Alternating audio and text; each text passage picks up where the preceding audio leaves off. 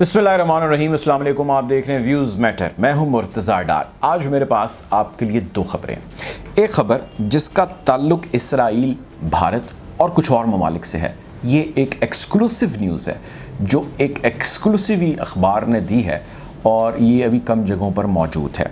दूसरी खबर ये वो भी भारत से जुड़ी है कि भारत पाकिस्तान के लिए किस तरह महाजराई और मुहासबा करता आ रहा है फैटफ के नाम पे। ये सारी गेम है क्या और ये एक्सपोज कैसे हो गई है, थोड़ा सा आज आपसे इसका जिक्र करूंगा। दोनों इंटरेस्टिंग खबरें हैं और दोनों अहमियत की हामिल है। पहली खबर जिसमें मैंने आपका जिक्र किया, जिसमें इसराइल और भारत मौजूद है और कुछ ममालिक भी इसका हिस्सा हैं, और इस सारे मसले में इंडिया यानी भारत के अंदर इस वक्त किस हद तक परेशानी पाई जा रही है आप उसका तसव्वुर नहीं कर सकते। मैं थोड़ी सी आपको उसकी डिटेल्स बताता हूँ। इसराइल स्पाईवेयर यानी कि इजराइली स्पाई करने के लिए यानी जासूसी करने के लिए दुनिया के कुछ ममालिक हैं जिसको मुख्तलिफ सर्विसेज फराहम करते हैं। उन सर्विसेज उन ममालिक को फराहम की जाती हैं जिनको अथॉरिटेरियन स्टेट नॉर्मली कहा जाता है, यानी ऐसी जगह जहाँ पर थोड़ी सी डेमोक्रेसी कम डिक्टेटरशिप टाइप किस्म का रूल है। और वो ममालिक जिनको ये सर्विस देता है वो अपने ही मुल्क के सहाफ़ी, मुख्तलिफ एक्टिविस्ट, वकला बरादरी, सियासतदान, सिक्योरिटी ऑफिशल्स और इवन के कुछ ममालिक के वज़राए आज़म समेत उनके रिलेटिव्स की जासूसी करते हैं। यानी कि आप इमेजिन कीजिए कि एक मुल्क है और वो अपने ही मुल्क के अंदर इन लोगों की जासूसी के लिए सॉफ्टवेयर लेता है इसराइल से, और ज़ाहिर है इसराइल उनको वो सॉफ्टवेयर मुफ्त तो नहीं देता, उनसे पैसे लेता है। अब ख़बर ये है जो कि ख़बर रिपोर्ट की है द गार्डियन अखबार ने, जो उसने एक जॉइंट इन्वेस्टिगेशन की है 16 सहाफ़ती इदारों के साथ मिलके। 16 इदारे वो और 17वां द गार्डियन, इन 17 पब्लिकेशन हाउसेस की जॉइंट इन्वेस्टिगेशन की मैं आपको फाइंडिंग्स बता रहा हूँ, जो इस चीज़ को बता रही हैं, इस इंफॉर्मेशन को शेयर कर रही हैं अपने लोगों के साथ कि इन 10 ममालिक में, पहले मैं आपको 10 मुल्कों का जिक्र कर दूँ कौन से थे। Azerbaijan, Bahrain, Kazakhstan, Mexico, Morocco, Rwanda, Saudi Arabia, Hungary, Bharat और UAE। ये वो 10 ममालिक हैं जो क्लाइंट थे इजराइली स्पाईवेयर एजेंसी का। द पेगासस प्रोजेक्ट के नाम से ये सारा प्रोजेक्ट चल रहा था। NSO ग्रुप जो इनको ये सर्विसेज मुहैया करता था, ये थे इसके क्लाइंट। अब हुआ ये है, ये ख़बर यूँ सामने आई है कि NSO के ऊपर इन इन्वेस्टिगेटर्स का इल्ज़ाम ये है कि NSO इनसे पैसे लेता था और इन पैसों के एवज़ इनको मुख्तलिफ सॉफ्टवेयर देता था जिससे ये इन लोगों की निगरानी करते थे, जिनका मैंने आपसे जिक्र किया है।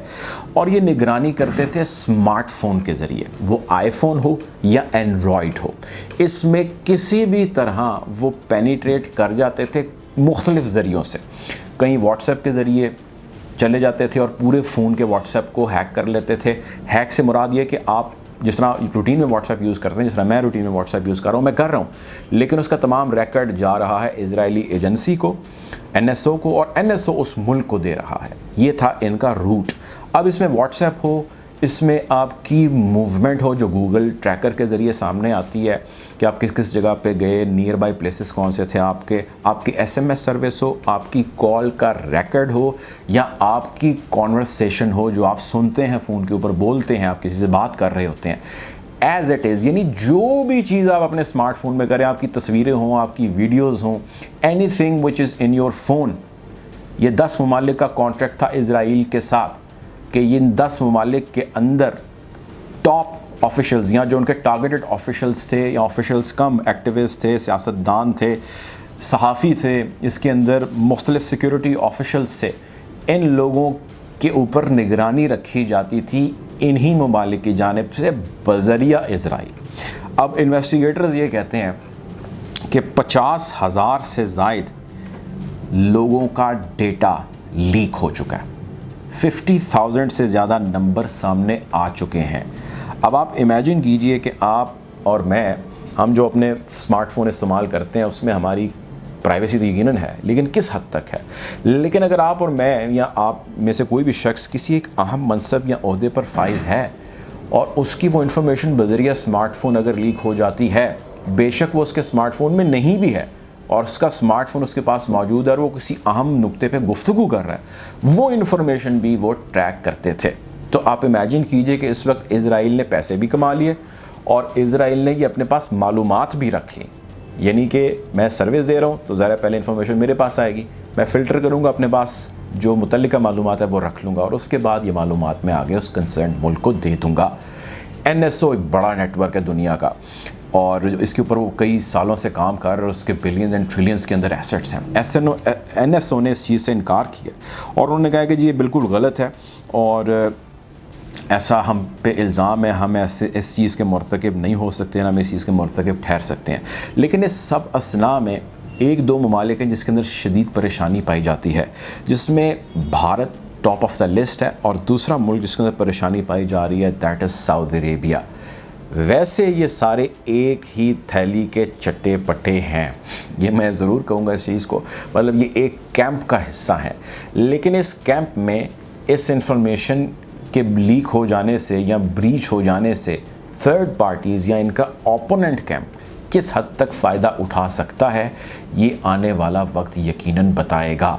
लेकिन इस बड़ी तहकीक से ये चीज़ सामने ज़रूर आती है कि किस हद तक आप वुल्नरेबल हैं अपनी मालूमात शेयरिंग के हवाले से। और ये तो अनाउंस या इन्वेस्टिगेटिव चीज़ें जो सामने आ गई हैं, दुनिया के अंदर इतने कितने ही ऑपरेटिव्स ऐसे हैं जो बहुत सारी मालूमात इकट्ठी कर रहे हैं आपकी, मेरी और उन तमाम अहम ओहदों पर फाइज लोगों की, जो कहीं ना कहीं किसी न किसी तरह हेल्प आउट कर सकती है उन तमाम मकासद को अचीव करने के लिए जिन मकासद के हुसूल के लिए तमाम जाल बिछाए जाते हैं। दूसरी खबर की तरफ आएंगे।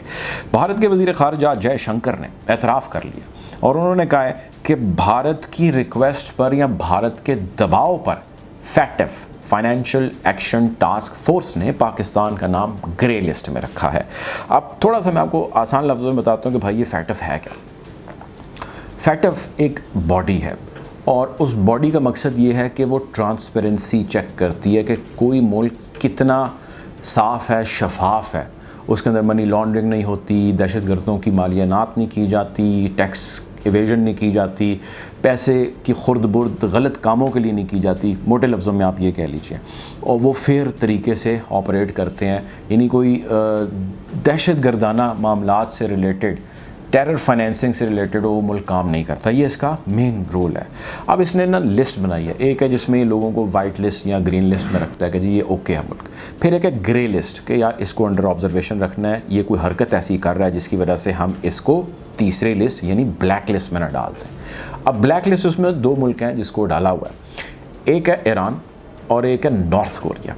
पाकिस्तान को उसने फ़िलहाल रखा हुआ है ग्रे लिस्ट में। इसके अलावा कुछ और 10-12 मुल्क हैं जिनको उसने ग्रे लिस्ट में अभी रखा हुआ है, लेकिन पाकिस्तान गुज़िश्ता कई सालों से इस लिस्ट के अंदर मौजूद है। अब FATF के बारे में ये ख्याल किया जाता है कि ये एक ऐसी बॉडी है जो वेस्टर्न पावर्स ने सिर्फ़ और सिर्फ ब्लैकमेल करने के लिए रखी हुई है पाकिस्तान और इस जैसे और दीगर ममालिक को, और वो ब्लैकमेल इसलिए करना चाहता है कि उससे बहुत सारे अज़ाइम और मकासद हैं जो वो हासिल करना चाहता है।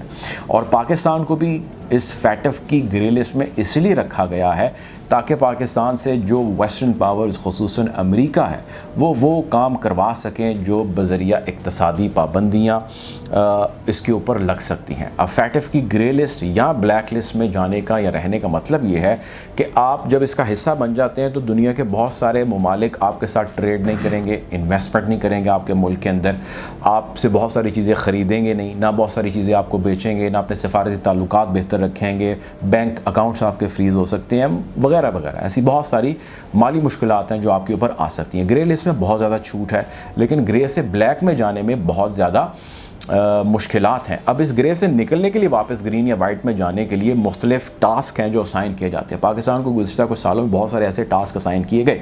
पहले 27 पॉइंट्स दिए गए, फिर गालिबन 9 पॉइंट्स दिए गए कि यार इसको पहले हातम ताई के सवाल को पूरा करें, फिर इसको करें, फिर इसको करें। तो पाकिस्तान ने मेजॉरिटी सवालात के जवाब दे दिए और उनको सॉर्ट आउट कर दिया और उसके ऊपर उन्होंने तसल्ली का इजहार किया और फिर रिसेंटली भी एक और टास्क पकड़ा दिया गया। अब पाकिस्तान ये कहता है और एक ख्याल तसव्वुर किया जाता है कि भारत चूँकि वो वेस्टर्न लॉबी और ग्रुप का हिस्सा है जिसमें इजरायली कम अमेरिकन लॉबी है जो कि इन्फ्लुएंस रखते हैं फैटफ के ऊपर, या फैटफ उन्हीं का बनाया हुआ एक टूल है, इसमें भारत की इंटरफेरेंस खासा रोल प्ले करती है। ये पाकिस्तान का एक ख्याल है और पाकिस्तान कहता है कि भारत उसको प्रेशराइज़ करके हमें इसी लिस्ट में रखना चाहता है, और वो पाकिस्तान के अंदर हालात ऐसे पैदा कर देता है कि पाकिस्तान इसी में रहे, जिसका एतराफ़ एन जय शंकर साहब ने किया है जो वज़ीर ख़ारजा हैं। और उनके मुँह से निकल के ये बात, या उन्होंने डिलिबरेटली ये कही है बात, लेकिन ये हकीकत है कि ये एक ब्लैकमेलिंग टूल ज़रूर है फैटफ, और ये भी एक हकीकत है कि पाकिस्तान को इससे निकलने के लिए पाकिस्तान ने जितनी कोशिश की है, जितना पाकिस्तान ने एफ़र्ट किया, उसको सराहना चाहिए। और पाकिस्तान ने तमाम तर वो अहदाफ़ हासिल किए हैं जो उसको असाइन किए गए। और ये भी हकीकत है कि इंडिया ने पाकिस्तान को प्रेशराइज़ करने के लिए जिस हद तक कोशिशें की पाकिस्तान को इस लिस्ट में रखने के लिए, वो भी किसी से ढकी छुपी नहीं है। बहरहाल हम कोशिश करेंगे कि ऐसे ब्लैकमेलिंग टूल्स और इससे जुड़ी और हकीकतों को आपसे शेयर करते रहें, इनको आपके सामने आश्कार करते रहें और बताते रहें कि किस तरह दुनिया का मंजरनामा डे टू डे जो है वो चेंज होता है और किस तरह डेली डिप्लोमेसी होती है। बहरहाल अगर आपको वीडियो अच्छी लगी तो इस चैनल को सब्सक्राइब करें ताकि ऐसी मज़ीद इन्फॉर्मेशन और वीडियोज़ आप तक बर वक्त बज़रिया नोटिफिकेशन पहुँच सकें। अपना ख्याल रखिएगा, दुआओं में याद रखिएगा। अल्लाह हाफ़िज़।